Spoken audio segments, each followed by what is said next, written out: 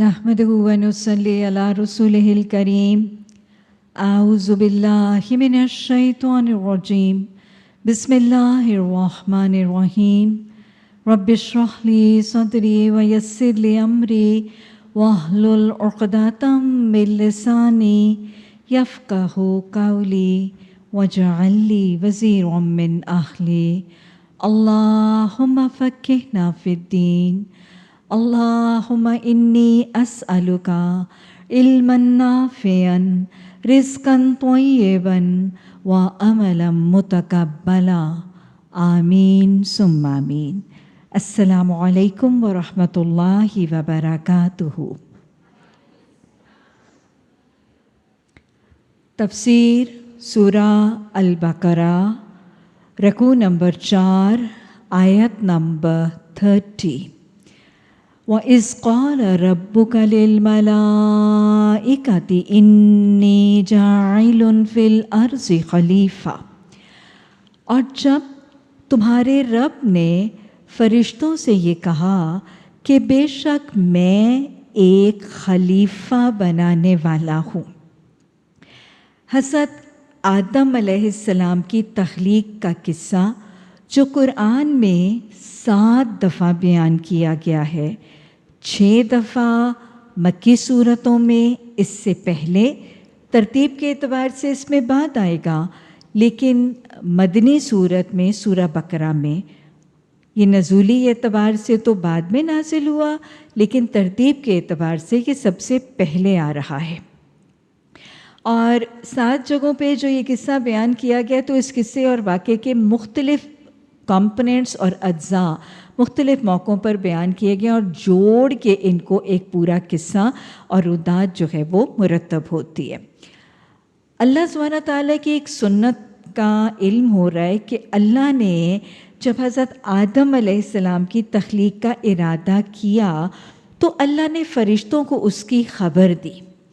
گویا سنت الہی بطور ایک سربراہ کے اپنے ماتحتوں کو اپنے کرنے کے کام کی خبر دینا اور اطلاع دینا، یہ ایک اچھے سربراہ کے حوالے سے نمونہ ہے.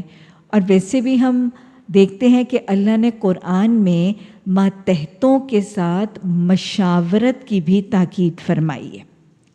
اللہ نے جب فرشتوں سے کہا میں خلیفہ انسان کو بنانے والا ہوں، تو اس سے انسان کا مقصد تخلیق، دا پرپس آف کریشن، وہ مقصد سمجھ میں آ رہا ہے. اس کو بسا اوقات لوگ غلط طریقے سے سمجھتے ہیں، اس کو مس انٹرپریٹ اور مس انڈرسٹینڈ کرتے ہیں. بہت سے لوگ یہ کہتے ہیں کہ خلیفہ حاکم کو کہتے ہیں، حکمران کو کہتے ہیں. تو یہ معنی خلیفہ کو دینے والے پھر یہ کہتے ہیں کہ انسان کو تو خلیفہ، حاکم، حکمران بنا کر بھیجا گیا، تو لہٰذا یہ ساری کی ساری جو نعمتیں اللہ نے ہمیں دی ہیں، یہ خدا داد نعمتیں جو ہمارے تصرف میں ہیں، ہم ان کے مالک ہیں، ہم ان کے حاکم ہیں، ہم ان کو جیسے مرضی اپنی مرضی سے استعمال کریں. ایسا نہیں ہے، یہ تصور غلط ہے. کیوں؟ کیونکہ عربی زبان میں خلیفہ خاء لام فا، خلفہ کہتے ہیں پیچھے کو. عربی زبان میں خلیفہ کہتے ہیں کسی حاکم، کسی مالک، کسی بادشاہ کے پیچھے اس کے جانشین کو. تو خلیفہ سے مراد ماتحت، جانشین، سبارڈینیٹ یا نائب ہے. تو میرا خیال ہے اس مطلب سے آپ واضح طور پر سمجھ سکتی ہیں کہ انسان بطور نائب اور جانشین کیا کرے گا. ایک نائب، ایک جانشین، ایک ماتحت اپنی مرضی نہیں کرتا، اپنے اصل حاکم اور اپنے اصل مالک کی مرضی اور اس کے حکم کے مطابق چلتا ہے. تو انسان کو اس زمین میں جو خدا داد نعمتیں اس کے تصرف میں دی گئی ہیں، وہ اس کو اپنی مرضی سے نہیں، اپنے اصل مالک، اپنے اصل حاکم اللہ کے حکم اور اللہ کی مرضی، احکامات، حدود اور قیود کے مطابق استعمال کرنی ہے۔ یہ ہمیں ہماری بندگی کا درجہ اور اختیار سمجھا رہی ہے۔ ہمیں زندگی میں من مانی نہیں، رب کی مان کے زندگی گزارنی ہے۔ اور دوسرا، اس سے یہ بھی سمجھ میں آ رہا ہے کہ زمین جس کے لیے اللہ بار بار قرآن میں کہتا ہے للہ ما فی السماوات و ما فی الارض، زمین و آسمانوں میں جو کچھ ہے اللہ کا ہے، تو ہم بطور خلیفہ ہماری زندگی کا مقصد کیا ہے کہ زمین اللہ کی ہے، اس زمین پر نظام اللہ کا قائم ہوگا، اور یہی ہمارا مقصد تخلیق ہے کہ ہم اللہ کے جانشین اور اللہ کے نائب ہونے کے طور پر اللہ کی زمین پر اللہ کے دین کی حاکمیت، قرآن کا نظام اور اللہ کے دین کو نافذ کریں۔ یہی ہمارا مقصد تخلیق ہے۔ میری زندگی کا مقصد تیرے دین کی سرفرازی، یہ ہمارا مقصد تخلیق ہے۔ اب جب اللہ نے یہ حکم اور یہ تصور شیئر کیا تو فرشتوں نے کیا کہا؟ قَالُوا أَتَجْعَلُ فِيهَا مَن يُفْسِدُ فِيهَا وَيَسْفِكُ الدِّمَاءَ، اللہ کیا تو زمین میں ایک ایسی مخلوق بنانا چاہتا ہے جو اس میں فساد کرے گا اور جو خون بہائے گا؟ فرشتوں کو اس بات کا علم کیسے ہوا کہ انسان جب زمین میں آباد کیے جائیں گے تو وہ خون بہائیں گے، ایک دوسرے کی گردنیں کاٹیں گے اور فتنہ فساد انتشار بگاڑ کریں گے؟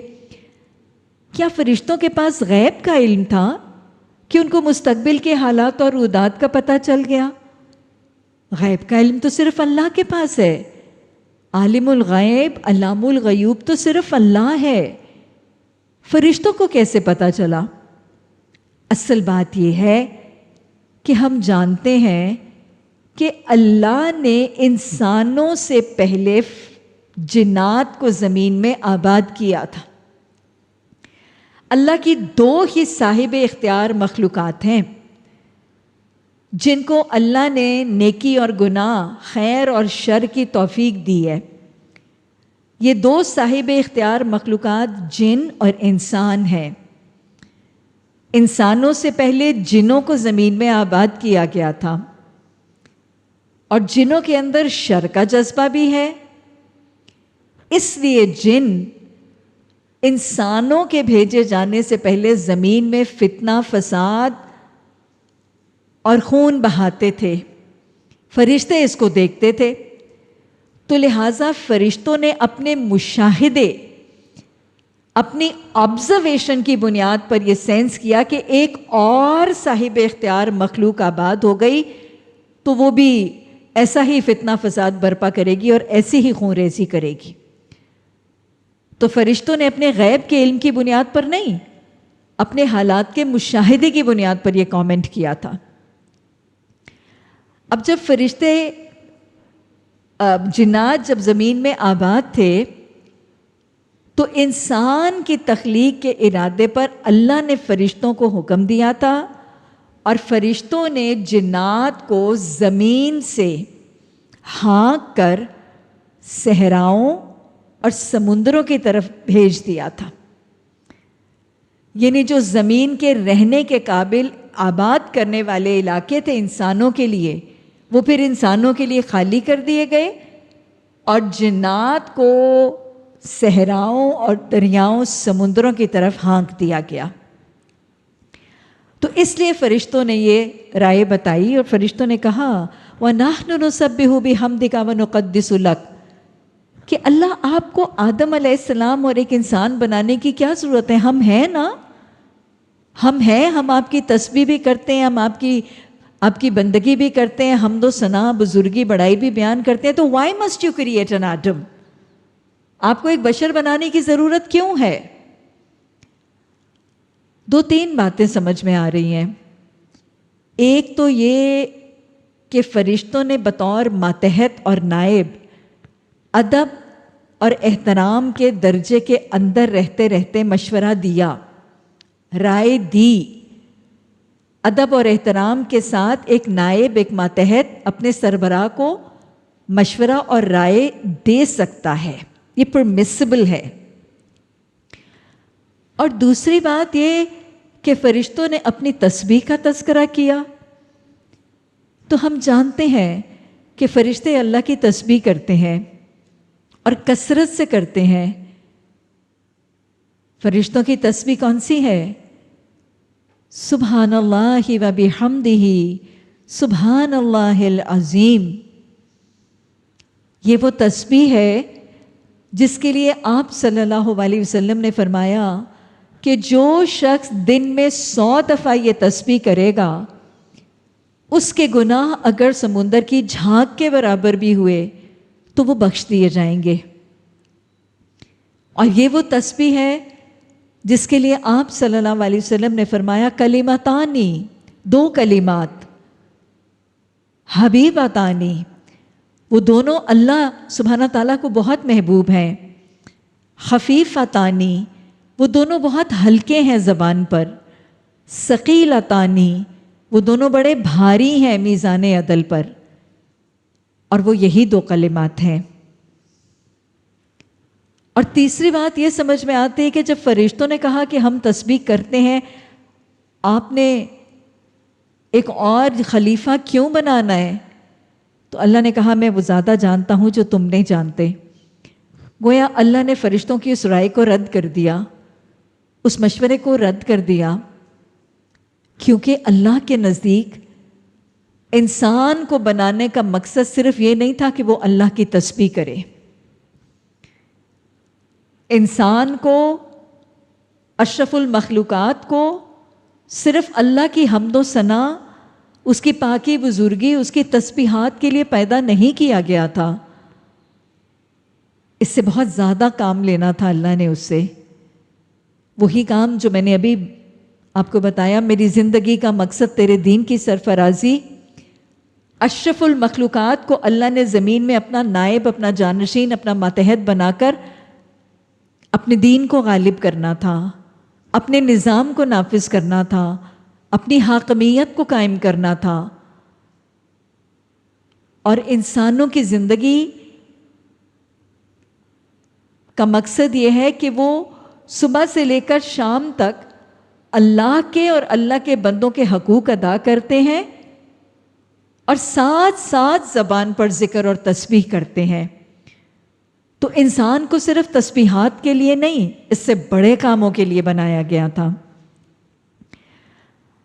اب جب اللہ نے انسان کو تخلیق کیا اور حضرت آدم علیہ السلام کو تخلیق کر کے اپنی روح پھونکی، تو پھر کیا کیا؟ آدم علیہ السلام کو تخلیق کرنے کے بعد پہلا کام، اللہ نے ان کو کوئی اچھا سا لباس، کوئی عمدہ سی پوشاک پہنا کر یہ نہیں کہا کہ اپنے لباس کو، اسی کو سنبھالو، اسی کو سجاؤ اور دکھاؤ، نہیں۔ اللہ نے ان کے سامنے کوئی بہترین سا دسترخوان چن کے ان کو یہ نہیں کہا چلو کھانے پلانے میں زندگی گزارو، نہیں۔ اور نہ ہی اللہ نے کوئی خوبصورت سا محل بنا کے اس میں آباد کر کے یہ کہہ دیا کہ اب گھر کو بناؤ، بھرو، سجاؤ، دکھاؤ، اسی میں مست رہو، نہیں۔ پہلا کام کیا کیا گیا؟ علامہ، علم دیا گیا۔ اور علامہ میں لام کی شد بتا رہی ہے کہ اللہ نے علم کیسے دیا تھا؟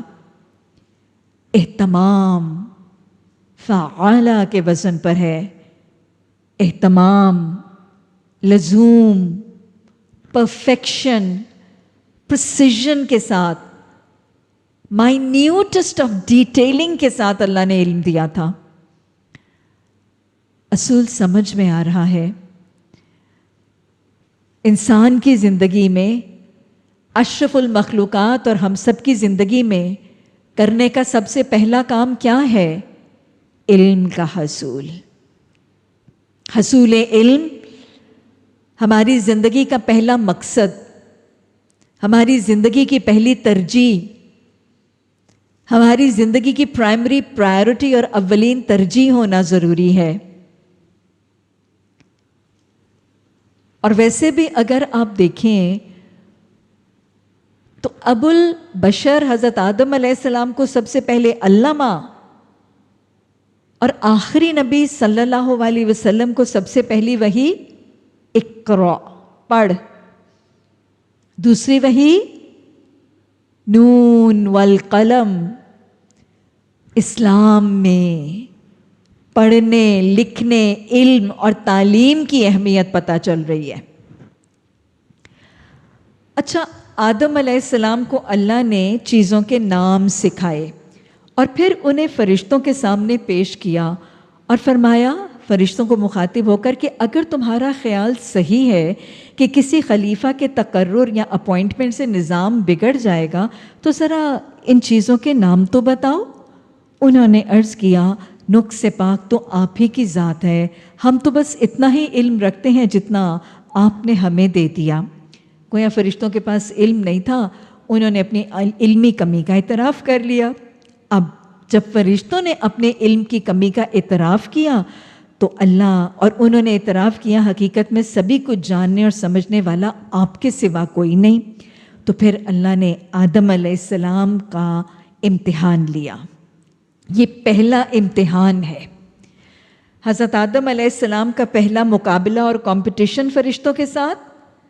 یہ پہلا امتحان ہے جو اللہ سبحانہ تعالیٰ نے حضرت آدم علیہ السلام کا لیا، اور اس امتحان میں حضرت آدم علیہ السلام کامیاب ہوئے۔ کیسے؟ جب اس نے ان کو پھر اللہ نے آدم علیہ السلام سے کہا تم ان چیزوں کے نام بتاؤ۔ جب اس نے ان کو ان سب کے نام بتا دیے تو اللہ نے فرمایا میں نے تم سے کہا نہ تھا کہ میں آسمانوں اور زمینوں کی وہ ساری حقیقتیں جانتا ہوں جو تم سے مخفی اور چھپی ہیں، اور جو تم ظاہر کرتے ہو وہ بھی مجھے معلوم ہے، جو کچھ چھپاتے ہو اسے بھی میں جانتا ہوں۔ آدم علیہ السلام کا پہلا مقابلہ، ان کا پہلا امتحان اور آزمائش، پرکھے گئے فرشتوں کے مقابلے میں، اور اس امتحان اور آزمائش میں کامیاب ہو گئے۔ کیوں کامیاب ہوئے؟ فرشتوں سے علمی برتری کی بنیاد پر۔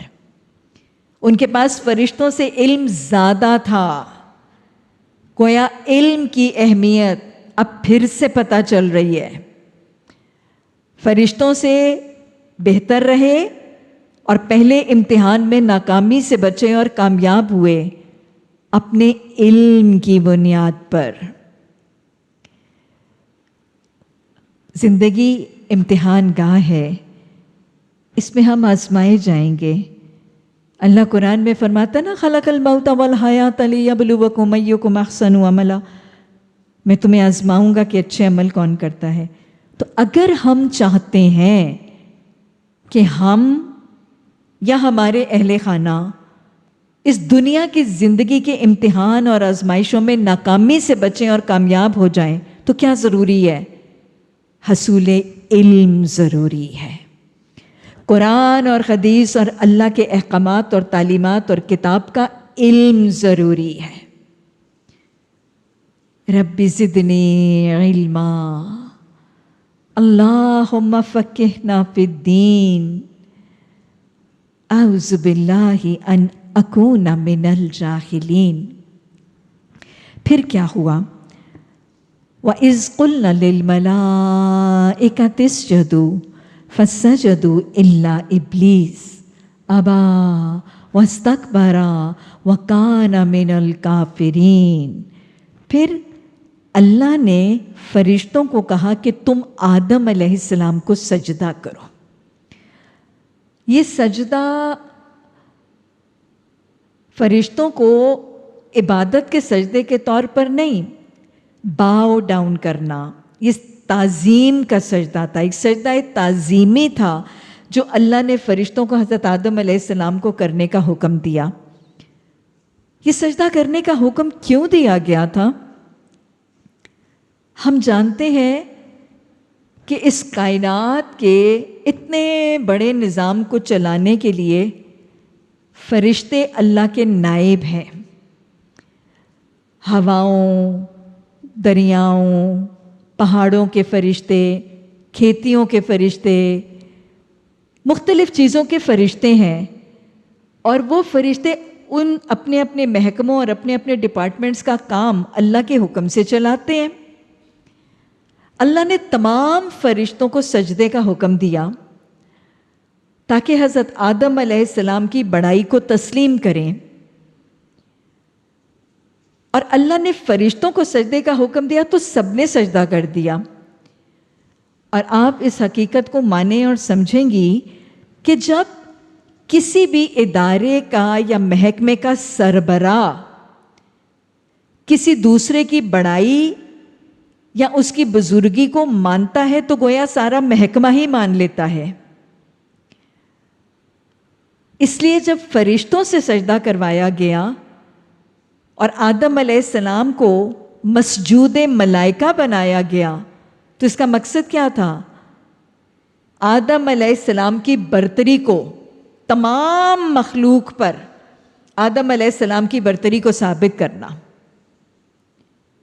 فرشتوں کے اس سجدے سے یہ ثابت کرنا تھا کہ ساری کی ساری کائنات کی مخلوق حضرت آدم علیہ السلام کی برتری کو، سپریمیسی کو تسلیم کرتی ہے.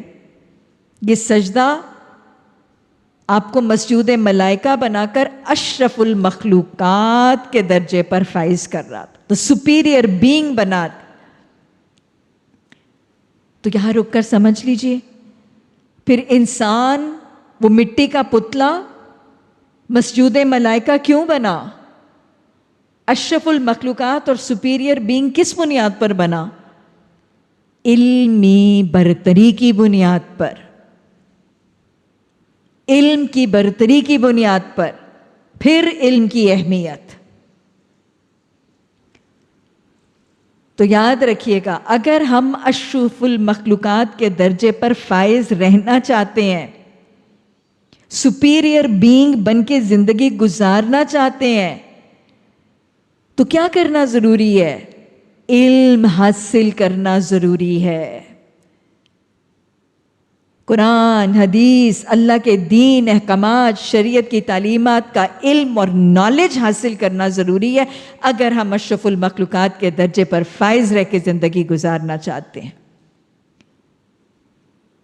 وہ جو کہا گیا نا، فرشتوں سے بہتر ہے انسان بننا، مگر اس میں لگتی ہے محنت زیادہ. کون سی محنت ہے؟ حصول علم کی محنت. اور صرف حصول علم کی محنت نہیں، اس علم کو اپنے عمل میں بدلنے کی نعمت. اللہ ہمیں دونوں ہی کی توفیق عطا فرما. اب جب سب نے سجدہ کر دیا تو کیا ہوا؟ فسجدوا، سب فرشتوں نے سجدہ کیا، الا ابلیس، سوائے ابلیس کے. ابلیس کا روٹ ورڈ با لام سین ہے. اس کا مطلب ہے مایوس ہونا. ابلیس اصل میں شیطان کو قرآن میں ابلیس کہہ کر پکارا گیا ہے کیونکہ وہ بہت زیادہ اللہ کی رحمت سے مایوس تھا، اسی لیے تو اس نے توبہ اور استغفار نہیں کیا تھا. ابلیس کون تھا؟ شیطان. اللہ قرآن میں کہتا ہے کان من الجنی ففسق عن امر ربی. یہ ابلیس، یہ شیطان وہ جنوں میں سے تھا اور اس نے اپنے رب کے حکم کی نافرمانی کی تھی. اصل میں شیطان اور ابلیس ایک جن تھا اور یہ بہت عبادت گزار تھا. اور تفاسیر میں یہ بیان کیا گیا کہ یہ اپنی عبادت کے زور سے فرشتوں کے ساتھ اٹھنے بیٹھنے لگا تھا. فرشتوں کا ہم نشین اور جلیس ہو گیا تھا. تو چونکہ اللہ نے فرشتوں کو سجدے کا حکم دیا تو ساتھ ہی ابلیس کو بھی سجدے کا حکم دے دیا، ہم نشین کو. اب سارے کے سارے فرشتوں نے تو سجدہ کیا کیونکہ ان کے اندر تو نافرمانی کا جذبہ ہی نہیں ہے. ابلیس جن تھا، اس کے اندر نیکی، شر، فرما برداری، نافرمانی سارے جذبے تھے. اس نے انکار کر دیا. اب جب اس نے انکار کیا تو اس کا انجام کیا ہوا اور اس پر لیبل کون سا لگا؟ اس نے 2 کام کیے جن کا یہاں پہ تذکرہ ہے، اور ان 2 کاموں کی بنیاد پر وہ کیا بنا؟ وَكَانَ مِنَ الْكَافِرِينَ، کافروں میں سے ہو گیا. ایک کام ابا، ابا کا مطلب ہے انکار کیا، ریفیوز کیا. کس کا؟ وہ جو اللہ کا ڈو، اللہ کا امر، اللہ کے سجدے کا جو حکم تھا اس کا اس نے انکار کیا. اور اللہ کے حکم کے انکار کی بنیاد پر وَكَانَ مِنَ الْكَافِرِينَ، اور دوسرا اس نے تکبر کیا اور وہ کافروں میں سے ہوا. بہت سی باتیں سمجھ میں آ رہی ہیں. سب سے پہلی بات تو سمجھ میں آ رہی ہے کہ وہ جو میں نے آپ کو کفر کی ڈیفینیشن بتائی تھی نا، میں نے شروع میں ابتدا کے سبق میں آپ کو بتایا تھا کہ کفر کیا ہے، کہ کفر صرف سورج چاند ستاروں کی پوجا کرنا یا بتوں اور دیویوں کو پوجا پاٹ کرنا نہیں ہے. کفر اس سے زیادہ بھی ہے. اور میں نے کیا ڈیفینیشن بتائی تھی؟ اللہ کے احکامات کو ماننے اور اس کے مطابق عمل کرنے کا انکار کرنا بھی کفر ہے. یہ میری خود ساختہ من گھڑت نہیں تھی. یہاں دیکھ لیجئے، شیطان نے، ابلیس نے کیا کیا؟ کیا اس نے سورج چاند کی پوجا کی؟ کیا اس نے کسی بت، کسی دیوی، کسی دیوتا کے آگے سجدہ کیا؟ کیا کوئی منتے مرادے نظریں نیازیں؟ نہیں. اس نے اللہ کے ایک ڈو، اللہ کے ایک حکم، اللہ کے ایک آرڈر کا انکار کر دیا. تصدیق ہو گئی. کفر کس کو کہتے ہیں؟ کفر اللہ کے احکامات کا انکار کرنے کو کفر کہتے ہیں. اور دوسری بات یہ بھی سمجھ میں آ رہی ہے کہ جب اس نے کفر کیا تھا، اللہ کے احکامات کو ماننے اور اللہ کی اوبیڈینس کو ریفیوز کیا تھا، تو کانا من الکافرین بن کے مذموما مدحورا دھتکارا ہوا، شیطان رجیم، شیطان مردود، اور جنت سے نکال دیا گیا تھا. تو اللہ کی نافرمانی کرنے والے، اللہ کی کفر کرنے والے جنت میں نہیں رہیں گے، جنت سے نکال دیے جائیں گے. دوسری بات سمجھ میں آ رہی ہے. اچھا، تیسرا تصور جو سمجھ میں آ رہا ہے، اس نے کس چیز کا انکار کیا تھا؟ سجدے کا انکار. سجدے کا انکار. تصدیق ہو رہی ہے حدیث کی. اس نے سجدے کا انکار کیا. اور یہ تو حضرت آدم علیہ السلام کو سجدے کا انکار ہے. اللہ کے آگے سجدے کا انکار.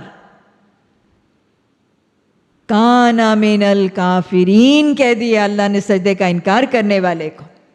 تصدیق ہو رہی ہے حدیث کی. آپ صلی اللہ علیہ وسلم نے فرمایا بین العبد و بین الکفر ترک الصلاۃ. اسلام اور کفر میں صرف نماز چھوڑنے کا فرق ہے. اسی لیے حدیث میں آتا ہے نا، فَمَن تَرَكَهُ مُتَعَمِّدًا، جس نے نماز کو دیدہ دانستہ چھوڑ دیا، نوئنگلی چھوڑ دیا، فقط خرج من الملہ، وہ امت سے نکل گیا. کافر ہے وہ شخص جو دیدہ دانستہ نماز کو چھوڑتا ہے. تصدیق ہو گئی حدیث کی. وہ شیطان جس نے سجدے کا انکار کیا تھا، آدم علیہ السلام کو ایک سجدہ تعظیمی کا انکار کیا تو وہ کافر بنا اور اس کو جنت سے نکالا گیا. اللہ کو سجدے کا انکار، نمازوں کا انکار، یہ بھی کفر ہے اور یہ بھی جنت سے نکالا جائے گا. الصلاۃ مفتاح الجنہ، نماز جنت کی کنجی ہے. جنت میں دروازہ باب الصلاۃ ہے. قیامت کے دن پہلا سوال حساب نماز کا ہے. جو نماز نہیں پڑھے گا اس کو جنت سے نکال دیا جائے گا، اس کو کافر بنا دیا جائے گا. لوگوں کو نماز کی اہمیت سمجھایا کریں یہ واقعہ، یہ رودات بتا کر. آج وہ ٹیڑے دماغ والے کچھ سو کالڈ انٹلیکچوئلز، وہ کئی دفعہ یہ کہتے ہیں ہم سارا کچھ ٹھیک کرتے ہیں، ہم شراب نہیں پیتے، ہم بدکاری نہیں کرتے، ہم جھوٹ نہیں بولتے، ہم رشوت نہیں دیتے، ہم سارا کچھ ٹھیک کرتے ہیں، اللہ کو اس اٹھک بیٹھک کی نماز کی ضرورت نہیں ہے، کوئی پرواہ نہیں ہے. یہ اٹھنے بیٹھنے سے اللہ کو کیا فرق پڑتا ہے؟ اللہ کو فرق نہیں پڑتا. ایک سجدے کا انکار، لوگوں کو بتایا کریں کہ نماز اور سجدہ کتنا اہم ہے. ایک سجدے کا انکار وَكَانَ مِنَ الْكَافِرِينَ، ایک سجدے کا انکار مذعوما مدحورا بن گیا تھا، دھتکارا ہوا بن گیا تھا، شیطان الرجیم بن گیا تھا. راندہ درگاہ ہوا تھا اور اللہ نے کہا تھا فخرج منہا، نکل جا تو جنت سے. یہ ہے نماز، اور یہ نماز کی اہمیت ہے جو اس واقعے سے سمجھ آ رہی ہے. پھر شیطان نے دوسرا کام کیا کیا؟ وَاسْتَكْبَرَا. کاف با را کا مطلب ہے بڑا بننا، سین اور تا کا مطلب کوشش کرنا. یہ بات یاد رکھیے گا، کوئی بڑا بننے کی کوشش ہی کر سکتا ہے، اللہ کے مقابلے میں بڑا بن نہیں سکتا، کیونکہ بڑائی اللہ ہی کی صفت ہے، وہی بڑا ہو کے رہنے والا ہے. اچھا، اس نے تکبر کیا. کیسے کیا تکبر؟ حدیث میں پوچھا گیا آپ صلی اللہ علیہ وسلم تکبر کیا ہے؟ وہ سوال کرنے والے نے پوچھا رسول اللہ صلی اللہ علیہ وسلم، ہم سب کا دل کرتا ہے کہ ہمارا لباس اچھا ہو اور ہمارے ہاتھ میں جو کوڑا ہے وہ اچھا ہو. ہاتھ میں کوڑا کا مطلب کہ وہ چیزیں جو ہم ہاتھ میں کیری کرتے ہیں، جیسے ہم ہینڈ بیگ اٹھاتے ہیں، موبائلز اٹھاتے ہیں، تو ہمارا دل کرتا ہے کہ ہمارا ہینڈ بیگ بڑا ڈیزائنر ہو، بڑا اسمارٹ اور ٹرینڈی ہو، یا ہمارا موبائل لیٹسٹ ماڈل کا ہو. تو وہی انہوں نے بھی کہا کہ ہمارا دل کرتا ہے کہ ہمارا لباس اچھا ہو، ہمارے ہاتھ میں جو کوڑا ہے وہ اچھا ہو. تو کیا یہ تکبر ہے؟ آپ نے فرمایا نہیں، اللہ صاحب جمال ہے اور اللہ جمال کو پسند کرتا ہے. یہ تکبر نہیں، بلکہ تکبر تو یہ ہے. اور آپ نے دو چیزیں بتائیں، بطر الحق، حق کا انکار کرنا، اور اللہ کے سارے ہی احکامات حق ہے نا، حق کا انکار کرنا. اور دوسری بات غمط الناس، اللہ کے بندوں کو حقیر سمجھنا، کسی کو لک ڈاؤن کرنا اور اپنے آپ کو ون اپ سمجھنا. شیطان نے دونوں ہی کیے تھے کہ نہیں؟ اللہ نے کہا سجدہ کرو، بطر الحق، نہیں کروں گا سجدہ. غمط الناس، آدم علیہ السلام کو کیسے حقیر کہا تھا؟ آگے جا کے ایرودات آئے گی، اس نے کہا تھا انا خیر من خلقتنی من نار وخلقتہ من طین. اللہ میں آدم علیہ السلام سے بہتر ہوں، تو نے مجھے آگ سے بنایا، تو نے اس کو مٹی سے بنایا. تو یہ تکبر تھا. شیطان نے تکبر کیا اور پوری شکل میں تکبر اور گھمنڈ کیا. کیا ہوا؟ حدیث میں آتا ہے، تصدیق ہو گئی اس حدیث کی. آپ نے فرمایا جس کے دل میں رائی بھر بھی تکبر ہوگا وہ جنت میں داخل نہیں ہوگا. اللہ اکبر. یہ جس نے ایک موقع پر تکبر کیا اس کو اللہ نے کیا کہا؟ فخرج منہا، جان نکل جا جنت سے. یہ ہے تکبر، اور یہ ہے تکبر کا انجام، اور یہ ہے اس حدیث کی تصدیق. اللہ ہمیں نمازوں کی اہمیت کو سمجھنے، سجدوں کی کثرت کو اپنانے، اور اللہ زندگی میں عاجزی اور انکساری سے زندگی گزارنے اور تکبر کی نفی کرنے کی توفیق عطا فرما. اللہ شیطانی رویوں سے اجتناب اور پرہیز آسان اور ممکن بنا. اب جب یہ ہوا اور شیطان کو دیس نکالا، جنت سے مل گیا، تو اب حضرت آدم علیہ السلام اور ان کی زوجہ محترمہ حضرت حوا علیہ السلام کو جنت میں رہنے کی اجازت دے دی گئی. اللہ نے فرمایا وَقُلْنَا يَا آدَمُ اسْكُنْ أَنْتَ وَزَوْجُكَ الْجَنَّةَ فَكُلَا وَكُلَا مِنْهَا رَغَدًا حَيْثُ شِئْتُمَا، کہ آدم علیہ السلام آپ اور آپ کی زوجہ محترمہ آپ دونوں جنت میں رہیں اور جہاں سے چاہیں آپ دونوں کھلا کھائیں، لیکن کیا نہ کریں وَلَا تَقْرَبَا هَٰذِهِ الشَّجَرَةَ فَتَكُونَا مِنَ الظَّالِمِينَ. آپ دونوں اس درخت کے قریب نہ جانا، اس درخت کے قریب جاؤ گے تو ظالموں میں سے ہو جاؤ گے. یہ درخت کون سا درخت تھا؟ کچھ جگہ آتا ہے کہ یہ گندم کا درخت تھا، گندم کا پودا تھا. عیسائی کہتے ہیں کہ یہ سیب کا پودا تھا. اور بلکہ عیسائی تو ایک عجیب سی بات کہتے ہیں، وہ کہتے ہیں کہ حضرت آدم علیہ السلام نے جب سیب کھایا اور انہیں جب یہ پتہ چلا کہ اللہ ان کو اس منع کرتا سیب کے پودے سے سیب کھاتے ہوئے دیکھ لیا ہے، تو انہوں نے جلدی جلدی سے نگلا اور وہ ان کے حلق میں پھنس گیا.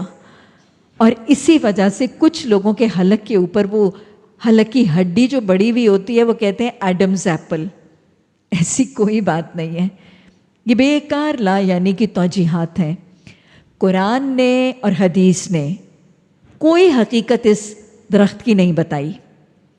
تو چونکہ قرآن اور حدیث نے کچھ نہیں بتایا تو ہمیں اس کی کرید میں، ٹو میں، تجسس میں نہیں جانا. اصل کیا یاد رکھنا ہے، یہ درخت کیا ہے؟ یہ اللہ کا ایک لا، اللہ کا ایک ڈونٹ ہے.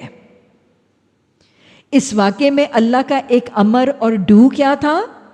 وَاسْجُدُوا، سجدہ کرو. وہ اللہ کا ڈو، اللہ کا امر، اللہ کا آرڈر تھا. اور وہ آرڈر دے کر بتایا گیا کہ جو آرڈر نہیں مانے گا اس کا کیا انجام اور کیا سزا ہوگی. یہ اللہ کا ڈونٹ ہے، اللہ کی نواہی، یہ نہ کرنا، یہ اس کی نشاندہی کرتا ہے. اور یہ دکھایا جائے گا کہ جو اللہ کے ڈونٹ کو کرے گا پھر اس کا کیا ہوگا. تو اللہ نے کہا اس درخت کا رخ نہ کرنا ورنہ تم ظالموں میں شمار ہو کے. پھر کیا ہوا؟ فَأَزَّلَّهُمُ الشَّيْطَانُ عَنْهَا، شیطان نے ان دونوں کو اس سے بہکا دیا. یہ کیا ہوا تھا؟ زیادہ وضاحت انشاءاللہ آگے جا کر کریں گے. لیکن شیطان ان دونوں کے ساتھ دوستی کی پینگیں ڈالنے لگا تھا اور ان کے پاس آنے جانے لگا تھا. اور ایک دن بڑا خیر خواہ سا بن کے شوگر کوٹڈ طریقے سے روتا روتا آیا اور کہنے لگا آدم علیہ السلام، آپ دونوں میاں بیوی کی حالت مجھ سے دیکھی نہیں جاتی، آپ کو موت بھی آ جائے گی اور آپ ہمیشہ جنت میں بھی نہیں رہیں گے. اور پھر یہ کیفیت بتانے کے بعد ساتھ ہی خیر خواہ بن کے کیا کہا، میں اگر آپ کو ایک نسخہ بتا دوں، اس بات کو اگر آپ مانیں گے تو پھر آپ کو ہمیشگی کی زندگی مل جائے گی اور آپ فرشتے بن جائیں گے اور آپ ہمیشہ جنت میں رہیں گے. اور یہ کہنے کے بعد شیطان نے ان کو یہ کہہ دیا کہ یہ جو درخت ہے نا، اس کا پھل کھا لیں گے تو ایسا ہی ہوگا. تو آہستہ آہستہ شیطان ان کو اپنی ڈھب پر لے آیا اور انہوں نے درخت کا پھل کھا لیا جس کو اللہ نے منع کیا تھا. فَلَا تَقْرَبَا هَٰذِهِ الشَّجَرَةَ، قرآن کا لا تھا، اللہ کا ڈونٹ تھا. اچھا یہاں پہ ایک وضاحت کرتی جاؤں، دیکھیں فَأَزَلَّهُمَا، شیطان نے کس کو بھٹکایا تھا، گمراہ کیا تھا، مس گائیڈ کیا تھا؟ ان دونوں کو. کن دونوں کو؟ میاں بیوی کو، آدم علیہ السلام اور ان کی زوجہ محترمہ حضرت حوا کو. یہ وضاحت ہے. کچھ لوگ یہ کہتے ہیں مرد عورتوں کو غلط ثابت کرنے کے لیے اور عورتوں کو فتنہ ثابت کرنے کے لیے کہتے ہیں یہ حوا ہی ہے جس نے سارا فتنہ کیا تھا اور اسی نے آدم علیہ السلام کو بہکا کر شیطان کے بہکاوے میں آ کر جنت سے نکلوایا تھا. یہ عورت ہی سارا فتنہ کرتی ہے شیطانی، اور یہ حوا کی بیٹیاں ہی ساری فتنہ کرتی ہیں، یہی مردوں کو گمراہ کرتی ہیں اور بھٹکاتی ہیں. ایسا ہرگز نہیں تھا. بھٹکایا یا مس گائیڈ کسی ایک کو نہیں تھا کیا، فَأَزَلَّهُمَا، دونوں کو بہکایا تھا. تو لہٰذا حضرت حوا علیہ السلام کا الگ سے قصور نہیں تھا، وہ صرف علیحدہ بہکاوے میں نہیں آئی تھی، وہ صرف مس گائیڈ نہیں ہوئی تھی. اور پھر یہ کہ یہ دونوں شیطان کے بہکاوے میں کیوں آئے؟ کیونکہ ان کو اس درخت کی حقیقت کا علم نہیں تھا. Ignorance, unawareness, lack of knowledge. اگر حضرت آدم علیہ السلام کو اس درخت کی حقیقت کا علم ہوتا کہ اس کو کھانے سے ہمیشگی کی زندگی نہیں ملنی تو وہ شیطان کے دھوکے میں نہ آتے. شیطان کے دھوکے میں کب آئے؟ علم کی کمی کی وجہ سے. اصول دیکھ لیجئے، شیطان عدو مبین تو حملے کرے گا، کر رہا ہے، کرتا رہے گا، ہم پر، اہل خانہ پر، اولادوں پر، سب پر. تو اگر ہم چاہتے ہیں کہ ہمارے اہل خانہ اور ہماری نسلیں شیطان کے حملوں اور وسوسوں سے محفوظ ہو جائیں تو کیا ضروری ہے؟ علم ضروری ہے۔ قرآن، حدیث، سنت، اسوہ کا علم ہوگا تو شیطان کے حملوں، اس کے وسوسوں، اس کے اکساہٹوں، اس کی چالوں سے محفوظ ہو جائیں گے۔ رب زدنی علما، رب زدنی علما، رب زدنی علما، اعوذ باللہ ان اکون من الجاہلین، اللہم فقہنا فی الدین۔ جب اللہ نے جس درخت سے منع کیا تھا، شیطان نے ان دونوں کا درخت کی ترغیب دے کر ہمارے حکم کی پیروی سے ہٹا دیا اور انہیں اس حالت سے نکلوا کر چھوڑا جس میں وہ تھے۔ انشاءاللہ آگے جا کر سورہ اعراف میں بھی بات ہوگی کہ کیسے ان کے ستر کھل گئے تھے اور انہوں نے کیا کیا کیا اور کیسے کیا۔ جب نافرمانی ہو گئی تو اللہ نے کیا کہا؟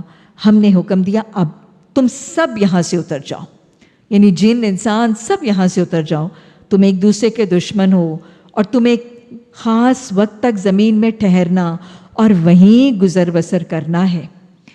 اس وقت آدم علیہ السلام نے اپنے رب سے چند کلمات سیکھ کر توبہ کی، جس کو اس کے رب نے قبول کر لیا۔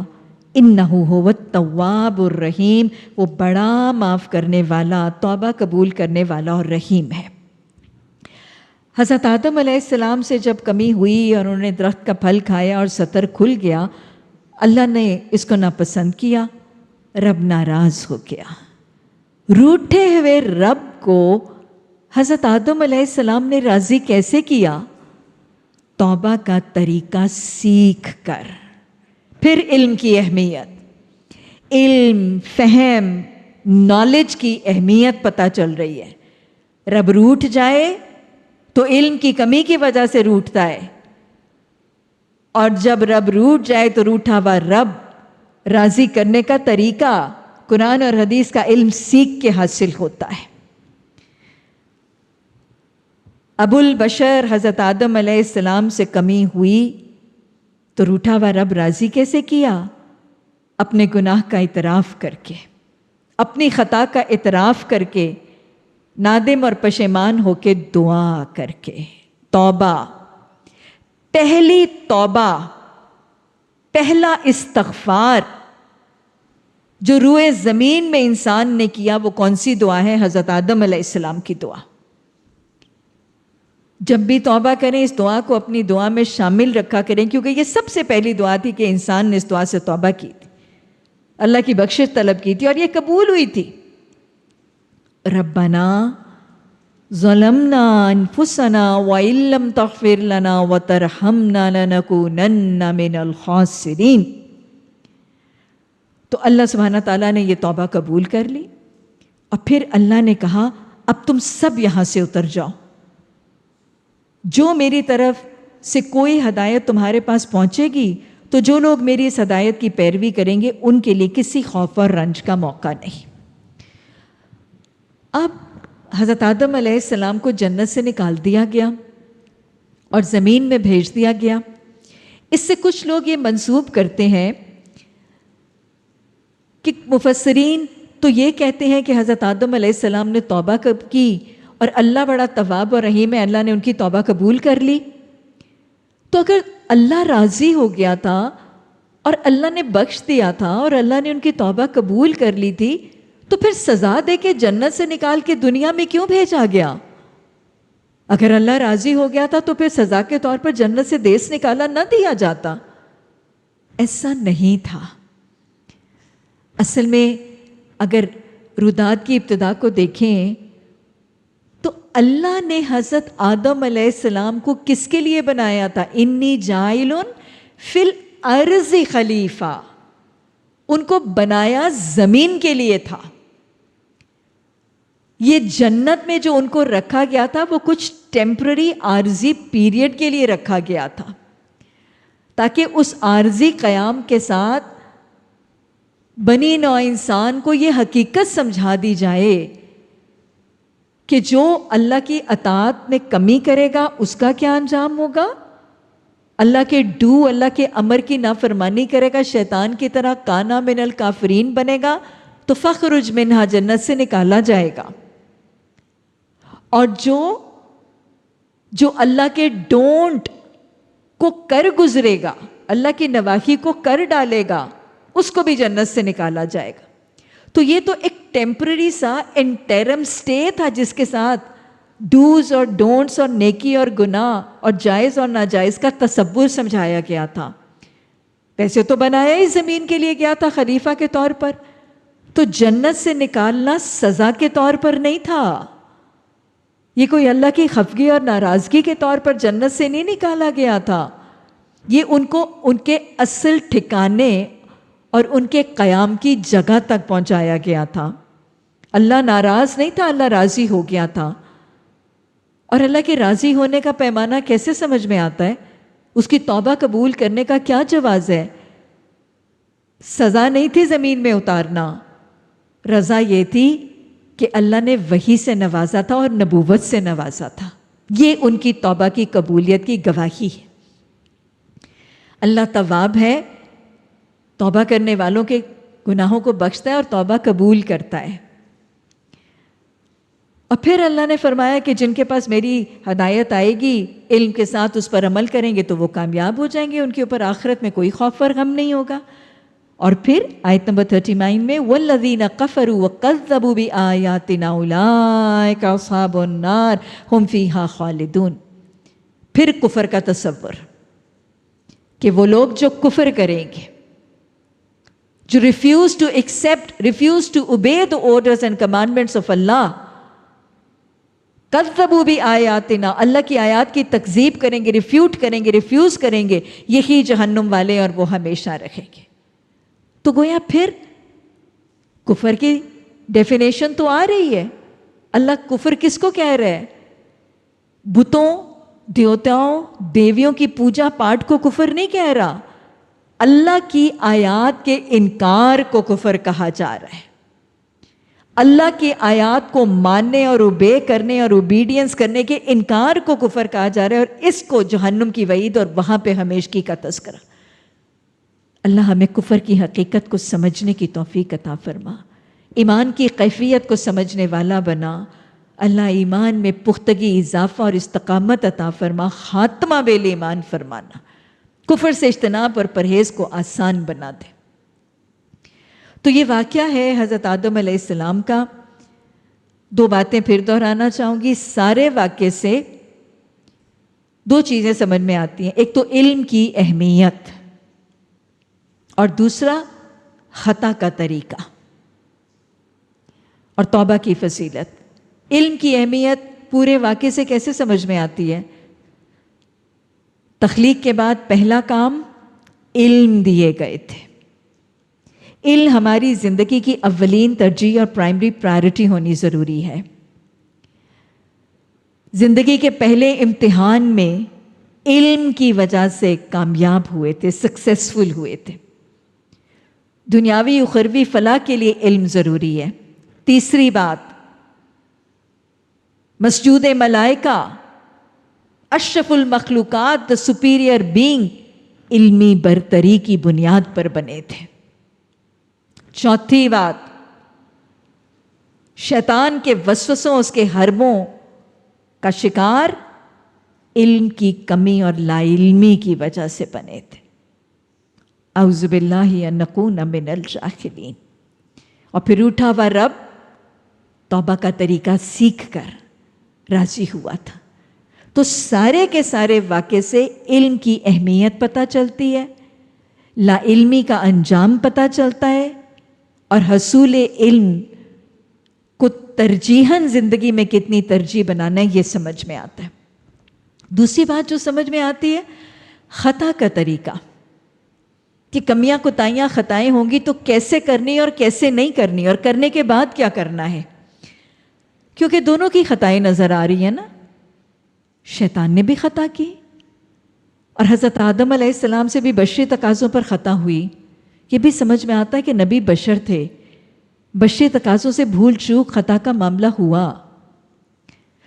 शैतान ने खता की तो दीदा दानिस्ता नोइंगली जानते बूझते की।